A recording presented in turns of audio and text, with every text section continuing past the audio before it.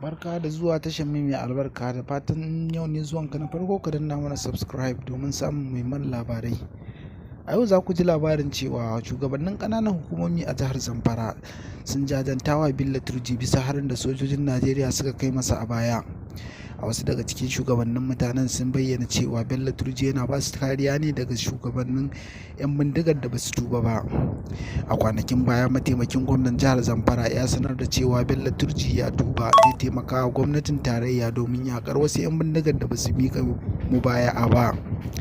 Bello Turji dai tsakargumin dan fashin daji ne wanda a baya ya kashe mutane wanda ba su ji ba su gani ba, amma tuban na Bello Turji zai taimaka musu wajen kawo ƙarshen 'yan ta'adda a jihar Zamfara.